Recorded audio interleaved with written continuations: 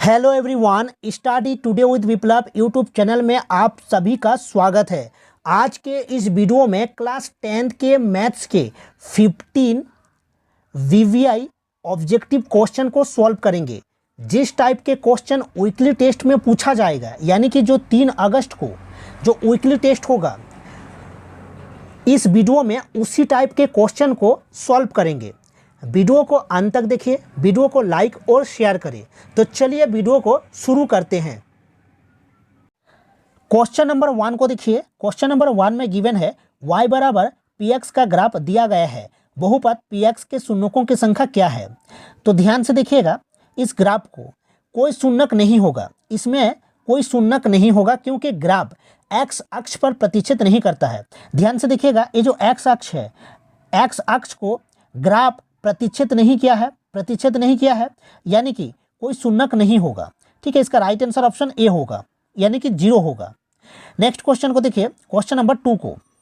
Question number 2 में given है किसी द्विघात बहुपद के शून्यकों की अधिकतम संख्या होती है 4, 3, 2 या 1। द्विघात बहुपद का जो फॉर्मेट होता है ax² plus bx plus c बराबर 0, यानी कि देखिए ax² यानी कि द्विघात बहुपद में शून्यकों की अधिकतम संख्या 2 होती है। क्या होता है ना, अल्फा एक होता है और एक बीटा होता है, यानी कि इसका राइट आंसर ऑप्शन 3 होगा, यानी कि 2।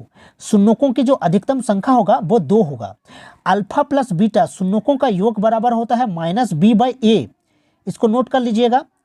और शून्यकों का गुणनफल अल्फा गुणा बीटा बराबर c/a, नोट कर लीजिएगा। ठीक है, नेक्स्ट क्वेश्चन को देखिए, क्वेश्चन नंबर 3 को। यदि अल्फा और बीटा द्विघात समीकरण ax² plus bx plus c के 2 शून्यक हो तो अल्फा प्लस बीटा होगा, यानी कि अल्फा प्लस बीटा यानी कि शून्यकों का योग। अल्फा प्लस बीटा शून्यकों का योग क्या होता है, -b/a होता है, और शून्यकों का गुणनफल बराबर c/a होता है। ठीक है, तो -b/a होगा। ऑप्शन क्या होगा, ऑप्शन 1 होगा, -b/a।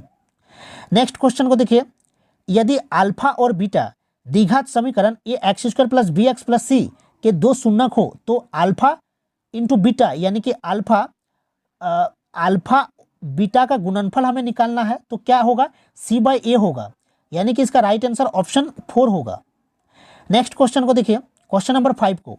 यदि बहुपद x² minus 9x plus a के शून्यकों का गुणनफल 8 है, तब इसके शून्यक है। देखिए, शून्यकों का गुणनफल यानी कि अल्फा गुना बीटा बराबर 8 है, यानी कि अल्फा का मान क्या हो सकता है, एक अल्फा का मान हो सकता है -1 और बीटा का मान हो सकता है -8, और क्या हो सकता है ना, अल्फा का मान हो सकता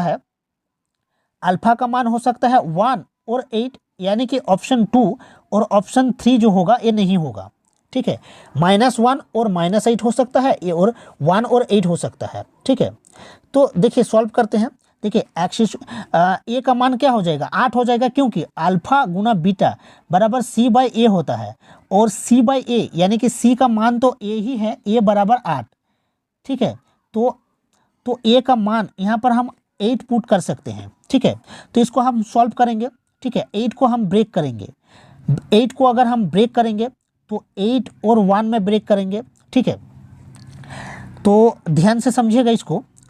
x² माइनस 9x प्लस 8 बराबर 0, x² माइनस 8x, ठीक है, माइनस x प्लस 8 बराबर 0 होगा। ठीक है, तो x को हम कॉमन लेंगे तो x होगा -8 होगा, -1x माइनस 8 बराबर 0, यानी कि x का मान क्या होगा, 8 होगा। एक x बराबर 8 हो जाएगा और x बराबर 1 हो जाएगा, यानी कि x का मान क्या हो जाएगा, 1 और 8 होगा। ठीक है, यानी कि 1 और 8 2 शून्यक होगा, तो शून्यक होगा 1 और 8। नेक्स्ट क्वेश्चन को देखते हैं, क्वेश्चन नंबर 6 को देखिए। यदि अल्फा बीटा बहुपद x² प्लस 2x प्लस 1 के शून्यक है, तब 1/अल्फा प्लस 1/बीटा क्या होगा। इसको ध्यान से हम सॉल्व करेंगे। सबसे पहले इसको हम सॉल्व करेंगे तो क्या होगा, अल्फा प्लस बीटा बटे में अल्फा गुना बीटा होगा, यानी कि हमें क्या निकालना है, शून्यकों का योगफल बटे में शून्यकों का गुणनफल निकालना है। तो ध्यान से देखिएगा, शून्यकों का योगफल क्या होगा ना, शून्यकों का योगफल होता है माइनस बी बाई ए, यानी कि माइनस बी बाई ए, यानी कि बी का मान 2 है, यानी कि -2 होगा।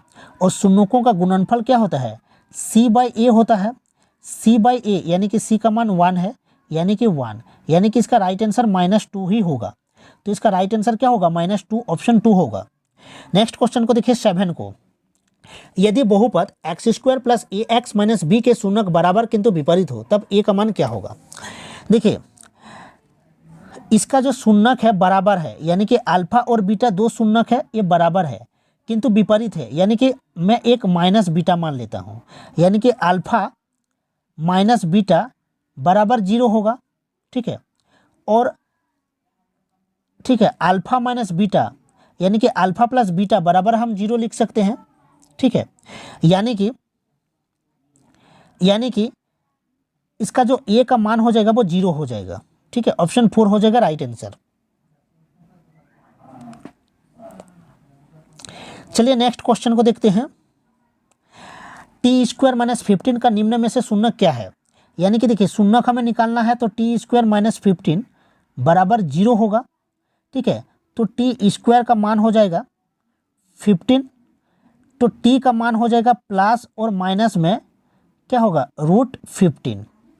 तो प्लस और माइनस यानी कि एक होगा -√15 और एक होगा +√15, ऑप्शन 2 होगा राइट आंसर। नेक्स्ट क्वेश्चन को देखिए, क्वेश्चन नंबर 9 को, द्विघात बहुपद x² माइनस 2x माइनस 8 के शून्यक है। तो इसका शून्यक क्या होगा, देखिए इसका शून्यक होगा x², 8 को अगर हम ब्रेक करेंगे तो 4 और 2 में होगा। ठीक है, तो x² minus 4x plus 2x minus 8 बराबर 0। तो x को हम कॉमन ले सकते हैं, x माइनस 4 इस साइड भी होगा, यानी कि +2।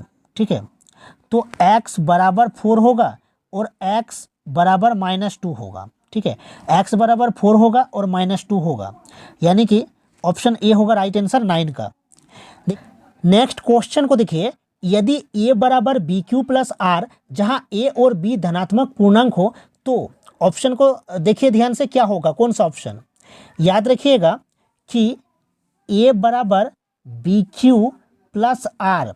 ठीक है, तो जो R का मान होता है वो क्या होता है, b से छोटा होता है, और R का मान क्या होता है, 0 से बड़ा होता है या बराबर होता है, यानी कि R का जो मान होगा वो b से छोटा ही होगा, यानी कि ऑप्शन 3 होगा राइट आंसर। R का मान b से छोटा होगा, इसका राइट आंसर ऑप्शन 3 होगा। और याद रखना a बराबर क्या होगा, यहाँ भाज्य होता है, b बराबर क्या होगा, भाजक होगा, q बराबर क्या होगा, भागफल होगा,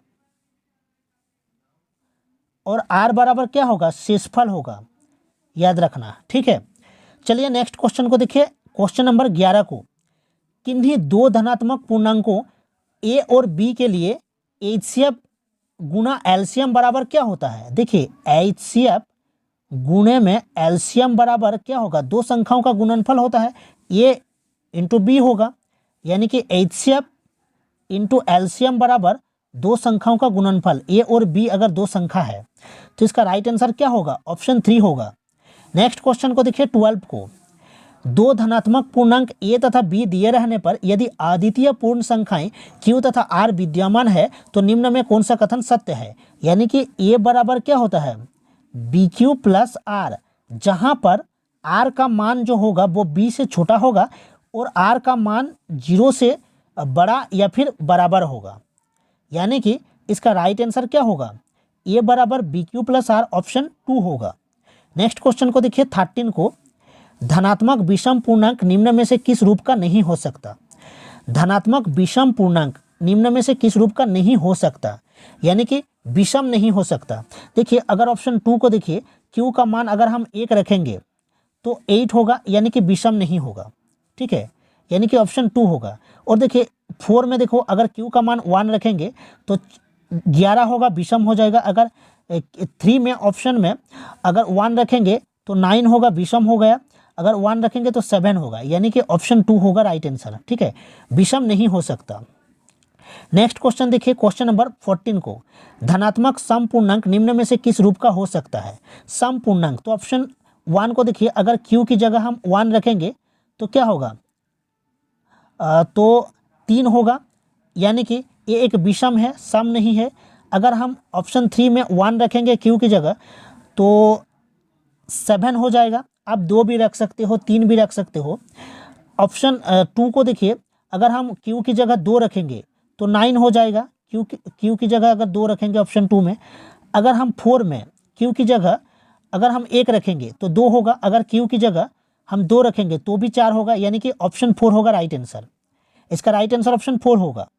नेक्स्ट क्वेश्चन को देखिए, लास्ट क्वेश्चन को देखिए।